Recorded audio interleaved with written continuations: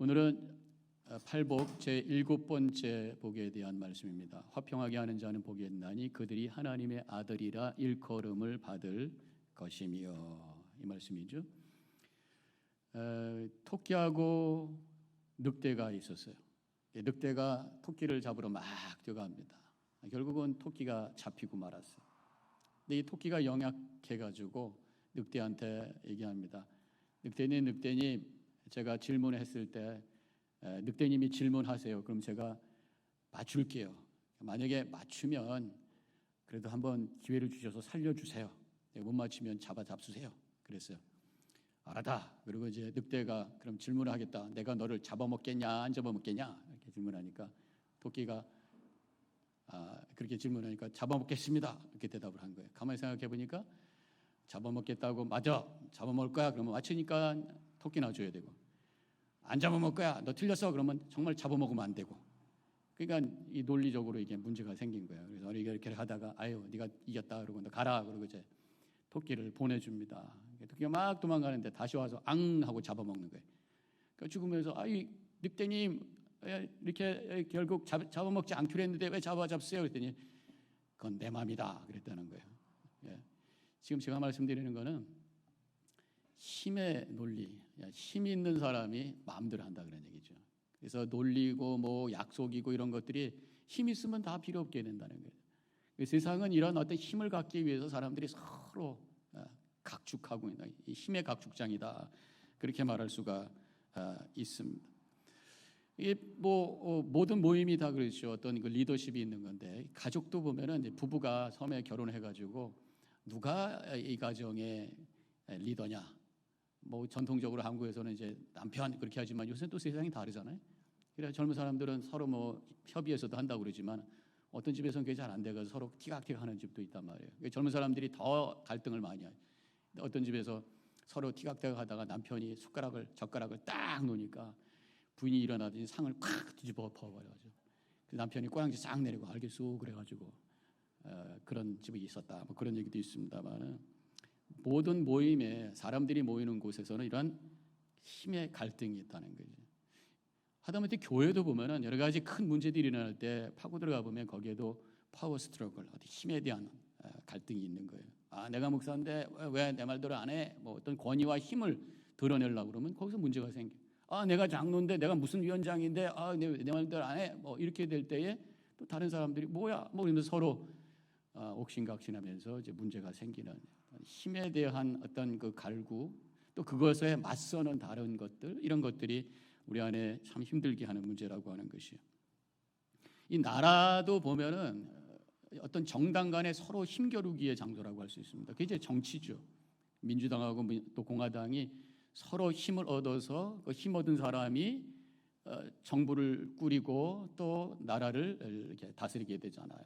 그래서 대통령 선거 또 대선 총선 해가지고 얼마나 난립니까? 그래서 뭐 여러 가지 좋은 정책도 얘기하고 약속도 얘기하고 어떤 때 거짓말도 하고 뭐 이러면서 막 이 표를 통해서 자기가 힘을 얻으려고 하나, 그러면서 막 갈등하는. 그래도 이제 민주주의라고 하는 것은 시스템이 있어서 그것을 뭐 피지컬하게 폭력으로 만들지 않으면서 어떻게 진행되도록 그렇게 도와주죠. 근데 그러한 민주주의의 그런 어떤 과정이라든가 시스템을 존중하지 않고 무조건 내 힘으로 뭔가를 해보겠다 할 때 생기는 게 그게 이제 구테타라는 거고, 그런 것이 어떤 큰 폭력으로 만들어지는 것을 볼 수가 있습니다. 우리 미국에서 지난 1월 6일인가요? 이 국회의사당 난입 사건이 있었잖아요. 저는 미국에 와서 31년 지금 2년째 살고 있습니다만은 처음 듣는 얘기예요. 너무 깜짝 놀랐습니다. 아니 민주주의의 대부라고 하는 이 미국에서 이렇게 폭력적인 일이 그것도 국회의사당에서 일어나다니 굉장히 충격을 받았어요. 뭐 앞으로 8월 달에도 뭐 그런 비슷한 일이 있을지도 모른다 해가지고 지금 경찰들이 뭐 준비하고 있다 뭐 그런 뉴스를 제가 얼마 전에 읽었습니다만 참 실망스러운 그런 사건이었죠. 이런 본인의 뜻을 어떤 폭력의 힘으로 어떤 조절하려고 할 때 나라는 결국은 큰 혼란에 빠지게 되고 문제가 커질 수가 있는 것이죠. 이 세상에 진정한 평화가 가능한가? 그런 질문을 하게 됩니다. 성경에서는 이 평화에 대한 말씀을 굉장히 많이 하고 있어요. 평화라는 단어가 신약과 구약을 다 합해보면 400번이 넘어요. 신약에서 평화라는 단어가 원어로는 에이레네라는 단어를 쓰고 있고 구약에서 평화라는 단어는 샬롬이라는 단어를 쓰고 있습니다. 근데 성경에서 쓰고 있는 이 평화라고 하는 것은 어떤 총체적인 통전적인 연합된 조화가 만들어진 그런 상태를 얘기할 수 있어요. 성경의 에베소서 1장 10절에서 하늘에 있는 것이나 땅에 있는 것이 다 그리스도 안에서 통일되게 하려 하심이라. 예수 그리스도를 통해서 모든 것이 다 하나가 되고 조화가 되고 그래서 거기에 만들어지는 평화, 이것이 바로 하나님께서 원하시는 것이고 우리가 기대하는 것이고 그것이 바로 하나님의 나라, 우리 가정과 교회와 우리 주변 속에 이루어지는 그러한 곳, 그래서 우리가 갈망하는 거 아니겠어요? 신약 성경, 구약 성경에 에이레네 샬롬이라는 단어 말고 라틴어의 평화라는 단어가 팍스라는 단어가 있습니다. 그래서 이 팍스 로마나라는 그런 표현이 있는데 그는 로마의 평화라는 그런 의미죠. 이 로마의 평화라고 하는 것이 그냥 평화가 아니라 힘에 의한 평화를 얘기하는 거예요. 사실 부정적인 의미입니다. 로마 제국이 1세기, 2세기에 쫙 제국이 되면서 주변에 있는 나라를 다 정복을 해버리고 말았어요. 힘으로 다 눌러버리고 말았어요. 그래가지고 세상이 아주 평화로웠어요. 그 평화라고 하는 것이 결국은 어떤 힘에 의해서 눌려서 꼼짝 못하는 상태 속에서 만들어진 평화, 이게 팍스 로마나예요. 마치 아이들 클래스에서 선생님이 너무 무서워가지고 그냥 눈 부릅뜨고 있으니까 애들이 기죽어가지고 가만히 있는 뭐 그런 상태, 폭풍 전야와 같은 그런 상태라고 할 수 있죠. 성경에서 말하는 평화는 그런 게 아니란 말이에요. 한 사람 한 사람이 마음이 바뀌고 새로워져서 모든 사람들을 용서해주고 용납해주고 사랑하면서 만들어지는 총체적인 그리스도 안의 통일을 이루는 그 평화, 이것이 성경에서 갈망하는, 성경에서 우리에게 원하시는, 하나님께서 이루기 원하시는 그런 평화라고 하는 것입니다. 뉴멕시코의 로스 알모나스 내셔널 레버러토리라고 하는 곳에 가면은 그게 이제 처음으로 핵무기를 개발한 곳이래요. 거기 핵무기 이제 그 박물관인데 뮤지엄이 있는데 가보면 이제 핵무기 이 터질 때 만들어지는 큰 그 버섯 구름 있죠. 그 큰 사진이 있대요. 근데 그 위에 이렇게 쓰여져 있다고 그러더라고요. 세계 전면전이 없는 상태를 평화라고 한다면 1945년 이후에 세계는 평화로운 것이다. 핵무기야말로 우리에게 평화를 주는 힘이다. 1945년에 일어난 일이 뭡니까? 히로시마에 원자폭탄 떨어진 거예요. 핵무기 떨어진 거예요. 그 이후에 우리 한국도 독립을 했고 등등 평화가 만들어졌는데 그 평화가 사실은 핵무기의 두려움 때문에 만들어진 평화라는 거죠. 지금 여러 나라들이 또 북한까지도 지금 개발하고 있잖아요.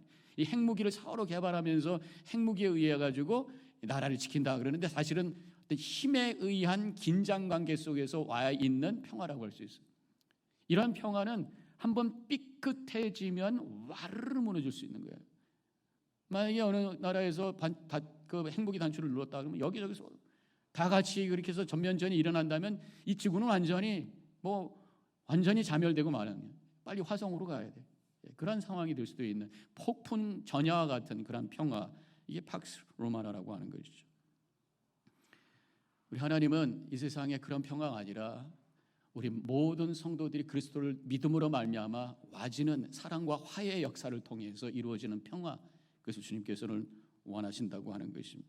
그래서 히브리서 13장에 우리 하나님을 향해서 평강의 하나님, 또 이사야 9장에서는 평강의 왕이라고 고백하고 있고 사사기 6장 24절에서는 기드온이 이렇게 말하고 있습니다. 기드온이 여호와를 위하여 거기서 제단을 쌓고 그것을 여호와 샬롬이라 하였더라. 하나님의 평화라고 고백하면서 우리 하나님이 이 평화의 하나님이시고 평화를 이루기 원하시는 하나님이라고 하는 것을 성경에서는 분명히 우리에게 말씀하고 있어요. 예수님께서 이 땅에 태어나셨을 때 천군 천사가 했던 찬양 속에서도 누가복음 2장 14절 지극히 높은 곳에서는 하나님께 영광이요 땅에서는 하나님이 기뻐하시는 사람 중에 평화로다 말씀하셨어요. 우리 하나님은 평화의 왕이시고 우리 예수님은 평화를 위해서 이 땅에 오신 분이라고 말씀하고 있는 거죠. 그래서 에베소서 2장 13절과 14절에서 사도 바울이 고백하기를 이제는 전에 멀리 있던 너희가 그리스도 예수 안에서 그리스도의 피로 가까워졌느니라. 그는 우리의 화평이신지라. 둘로 하나를 만드사 중간에 막힌 담을 허시고 그랬어요.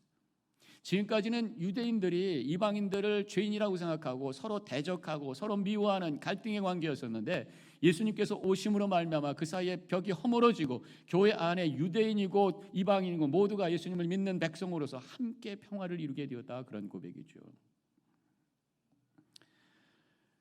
평강의 하나님, 화평의 예수님을 믿고 따라가는 우리들에게 주님께서 원하시는 것이 바로 평화를 이루는 사명이라고 하는 것이. 그래서 고린도후서 5장 18절에서 우리에게 화목해 하는 직책을 주셨으니, 화목해 하는, 평화를 만드는, 화해를 만드는 그 사명이 우리에게 있다고 말씀하고 있어요. 그렇게 이 사명을 감당하기 위해서는 먼저 우리가 화평케 할 수 있는 능력을 가져야 돼요. 그 화평케 할 수 있는 능력은 어떻게 가능한가? 먼저 내 안에 마음이 평안해야 될 줄로 믿습니다. 내 마음이 평안한 사람이 갈등을 싫어해요.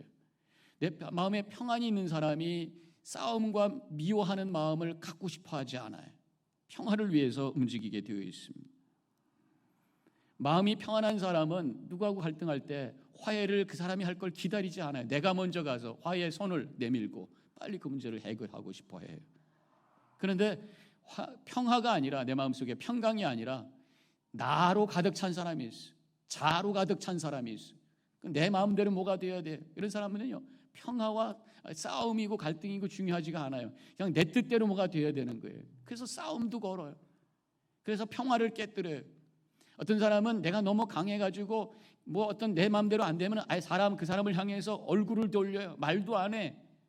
그러면서 결국 평화가 깨지게 만들어지는 거죠.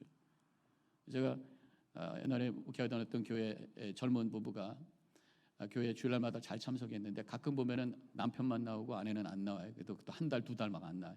알고 보면 이제 부부 싸움 해가지고 서로 말을 안 하는데 하루 이틀 안 하는 게 아니라 한 달, 두 달을 안 하는 거죠. 이게 마음에 어떤 평화가 없으니까 서로 그냥 등지고 있는 것도 괜찮다는 거죠. 그러다 결국은 나중에 얘기 들어보니까 서로 이제 헤어졌다는 그런 얘기를 들었어요. 내 마음이 평안해야 평안을 향한 갈망이 생기고 그것을 향해서 움직여 나가게 됩니다. 믿음은요, 나라고 하는 자아를 내려놓고 내 안에 하나님의 영, 성령으로 충만한 상태를 의미한다고 할 수 있어요.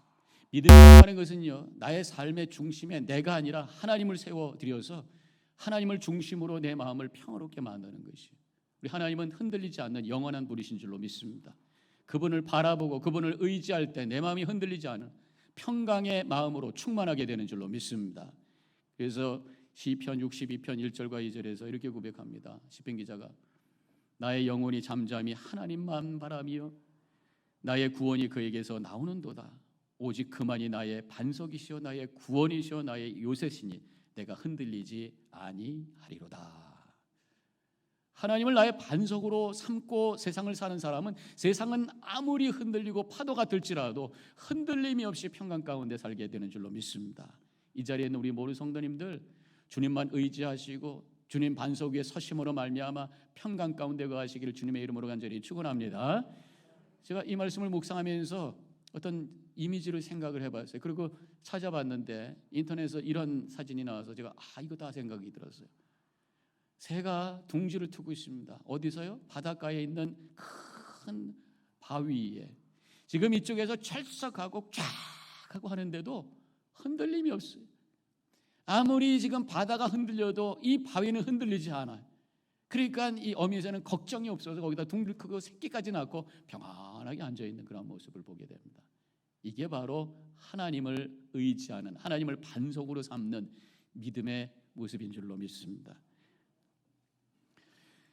이렇게 평강이 충만한 사람이 평강을 위해서 움직이는 사람이에요. 평화를 이룰 수 있는 사람입니다. 또한 평화를 이룰 수 있는 사람은요, 사람을 좋아하는 사람이에요.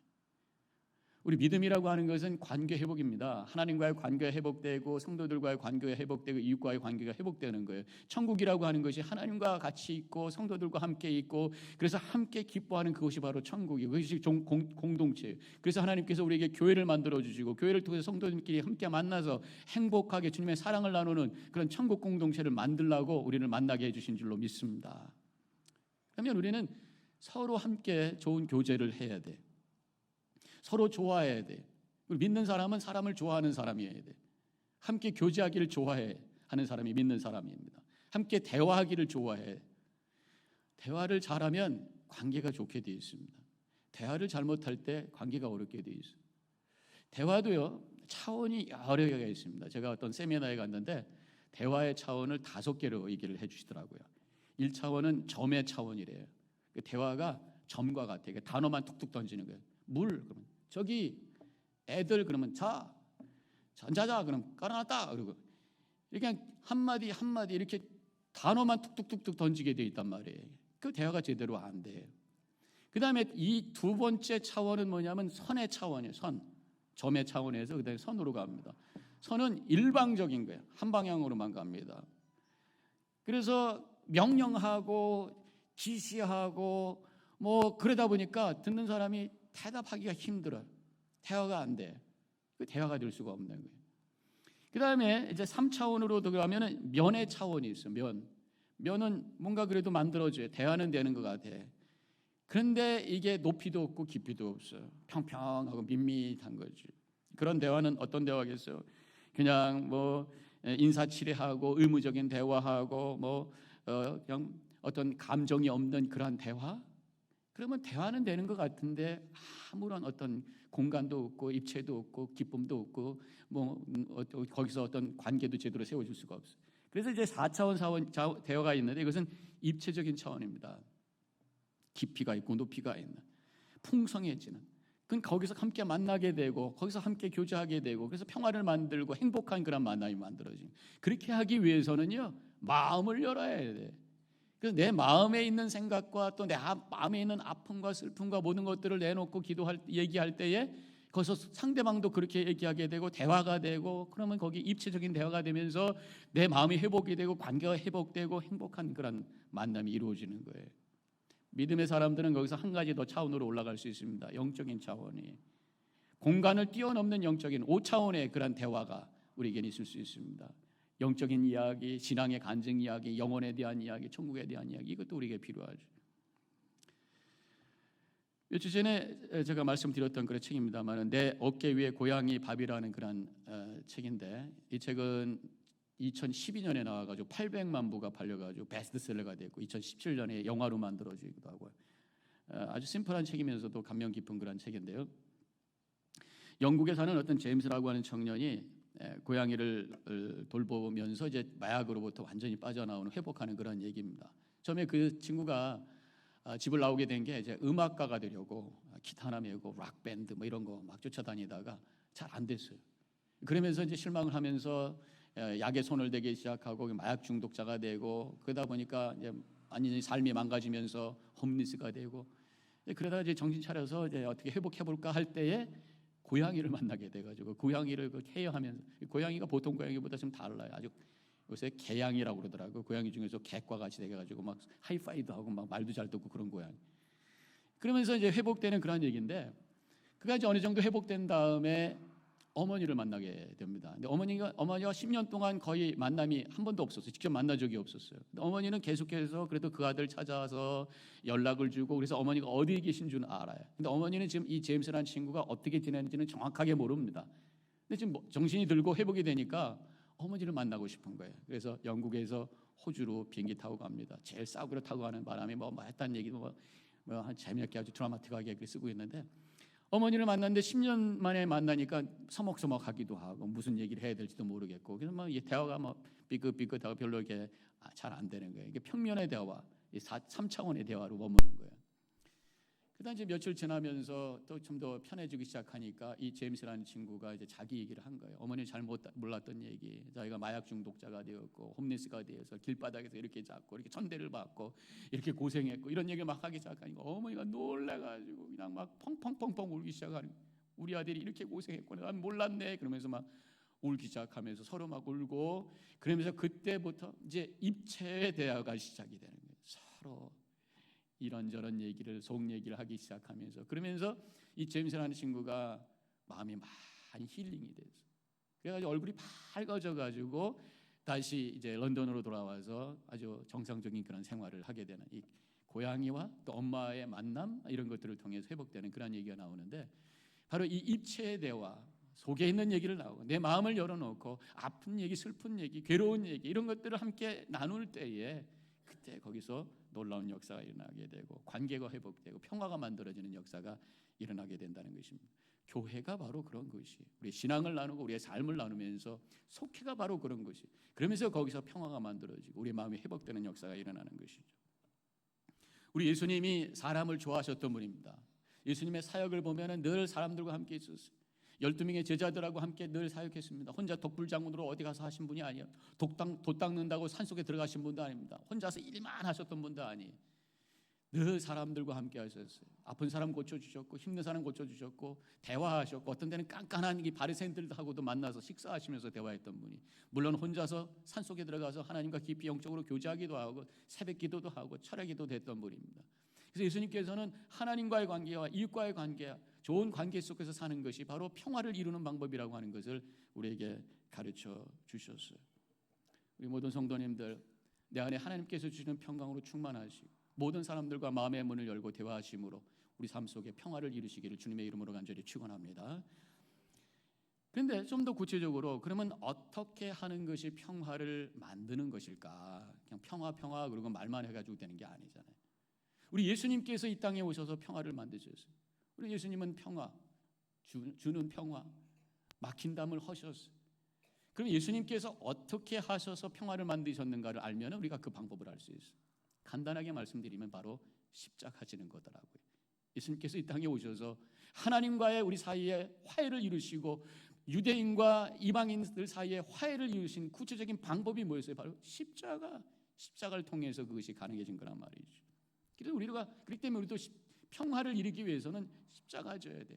내가 십자가에 그리스도와 함께 못 박혀서 주님과 함께 죽고 내 안에 예수 그리스도께서 사실 때에 그때 우리 삶 속에 평화가 만들어지는 것입니다.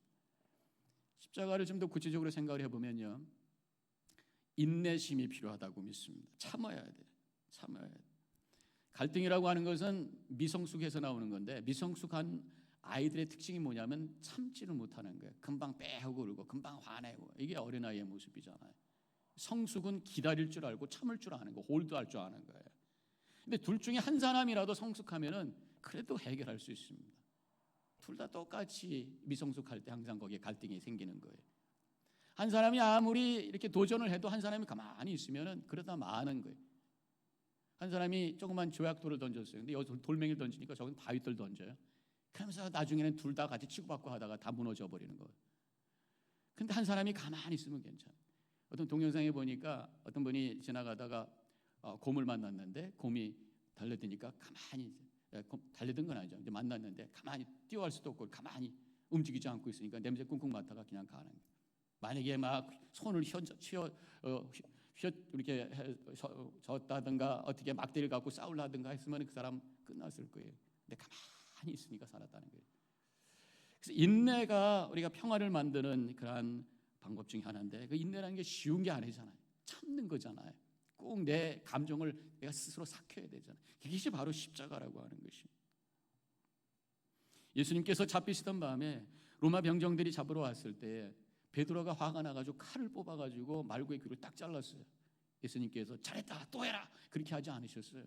뭐라고 말씀하셨습니까? 마태복음 26장 52절에 내 칼을 도로 칼집에 꽂으라 칼을 가지는 자는 다 칼로 망하느니라. 그렇게 하지 말라. 가만히 좀 있어. 예수님은 가만히 온유하게 그저 그들이 붙잡아 대로 따라가셨던 것을 우리가 보게 됩니다. 누가복음 22장 51절에는 똑같은 그런 장면이 나오는데 베드로에게 한 말씀 하셨어요. 이것까지 참으라. 이것까지 참으라. 우리가 어떤 상황 속에서 이것까지 내가 못 참아 할 때에 우리 예수님께서 그것까지 참으라 하시는 음성을 들으시고 끝까지 참으셔서 평화를 이루어 가시기를 주님의 이름으로 간절히 축원합니다. 이 평화는 이 인내는 결국 인내할 때 양보하게 되어 있어요. 그 십자가 또 하나는 양보하는 거예요. 양보하는 마음. 창세기 26장에 보면은 이삭이 그랄이라고 하는 곳에 살게 되었습니다. 거기에 아버지 아브라함이 파놨던 그 우물이 있었어요. 그것을 다시 캐서 쓰고 있을 때에 그 동네 사람들이 와서 그것을 빼앗습니다. 그럼 또 딴 데 가요. 딴 데 가서 열심히 또 우물을 팠어요. 그 동네 사람들이 와서 또 빼서요. 그럼 또 이사 가요. 지금이야 우물 파는 거 돈 주고 그냥 하면 파지겠죠. 어렵지 않겠죠. 근데 그때는 그걸 얼마나 힘들었겠어요. 또 사막 기후니까 금방 나왔겠어요. 힘들게 팠는데 와서 빼서 오케이, 그리고 또 딴 데 갑니다. 그 이유가 뭐예요? 평화 때문에. 그래서 창세기 26장 20절에 보면은 이삭이 거기서 옮겨 다른 우물을 팠더니 그들이 다투지 아니함으로, 다투지 않고 평화로웠다라는 말씀을 여기다 굳이 써놓은 이유가 바로 이삭이 평화를 위해서 이렇게 움직였다고 하는 것을 알 수가 있는 것입니다. 물론 우리가 참는데도 한계가 있겠지요. 어떻게 그 한계가 없겠어요. 근데 그것을 잘 어느 경계를 찾는 것이 지혜라고 믿습니다. 이삭은 열심히 잘 이렇게 양보를 했는데 어느 순간에 좀 어리석은 짓도 했어요. 양보를 너무 심하게 해가지고 자기 와이프까지 양보해가지고 그를 왕한테 줬던 적이 있었잖아요. 그래서 하나님이 나중에 그걸 다시 회복시켜 주셔서 오히려 부자가 되고 말았습니다만은 지혜가 필요하다는 거죠. 우리가 평화를 이루는데도 지혜가 필요해요. 특별히 어떤 사람들이 갈등하고 있을 때 중간에서 내가 평화를 이루는 일을 해야 되겠다, 잘못하면은 오히려 더 큰 싸움을 만들어요. 지혜롭게 해야 된다고 하는 것을 우리가 생각해 보게 됩니다. 중국에 옛날에 두 나라가 이제 서로 싸우고 있었어요. 근데 보니까 두 나라가 싸우다가는 다 멸망할 것 같아. 그래서 지혜로운 사람이 이 사람들, 이 두 왕을 잘 설득해가지고 평화를 만들어야 되겠다 생각하고 한쪽 왕에게 가서 얘기합니다. 내가 보니까 당신은 보름달 같아. 이게 보름달, 쟤네들은 지금 초승달이야. 당신같이 이렇게 큰 마음을 가진 보름달 같은 사람이 양보해야지. 왜 이렇게 초승달 같이 저렇게 빈약한 애들 데리고 자꾸만 싸워? 이렇게 얘기하니까 그래요? 알았어요. 근데 그만두죠. 이렇게 얘기한 거예요. 또 이쪽에 가서 또 얘기해야 될 거 아니야. 갔더니만 벌써 소식이 들어가서 아니 저 왕한테, 저쪽 나라 왕한테 보름달이라고 그러고 우리한테 초승달이라고 그랬다면요. 그러면서 막 화를 내고 있어요. 그게 아니고 보름달은 이제 다 끝난 거야. 점점 줄어들 텐데 당신들이 초승달 앞으로 점점 커질 소망이 있는 당신들이 참아야지. 그러면서 또 설득하고 그래서 화해를 만들었다. 그런 얘기가 있어요.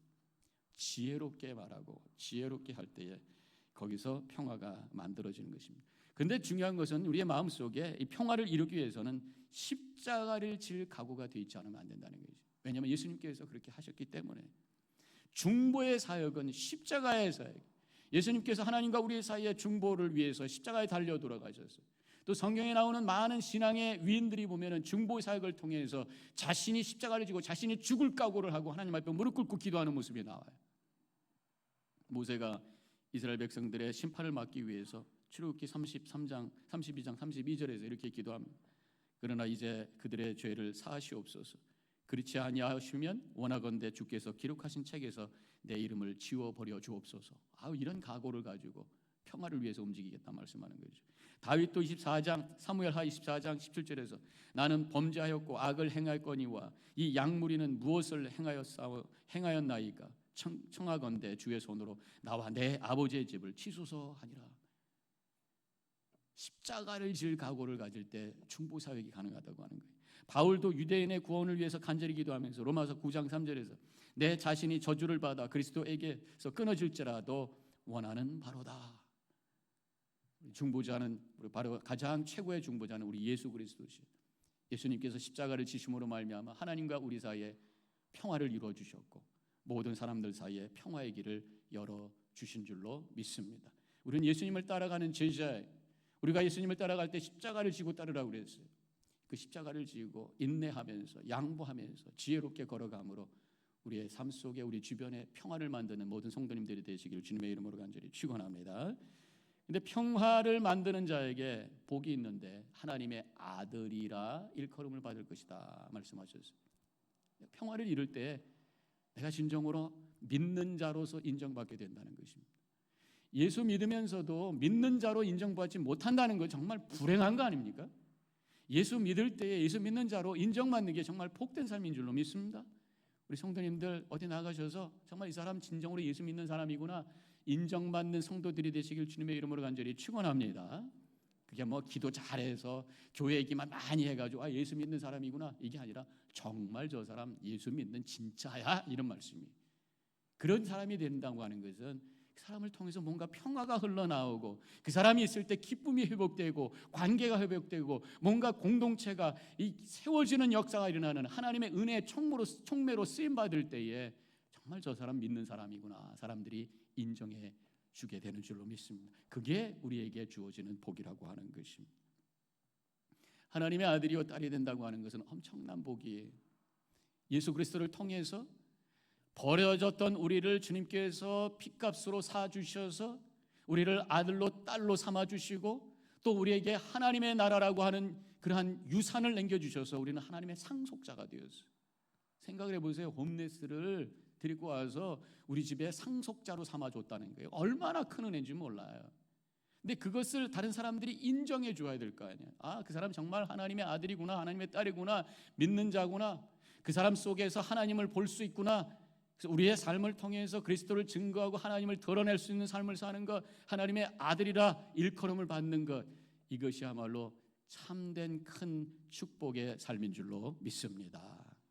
우리 성도님들 평화를 이루어 가시고 그래서 우리 주변에 하나님 나라를 세워감으로 말미암아 하나님의 아들이 되는, 하나님의 아들이라 불려지는, 하나님의 딸이라 불려지는 놀라운 축복 가운데 승리의 삶을 살아가시기를 주님의 이름으로 간절히 축원합니다. 기도하십시다.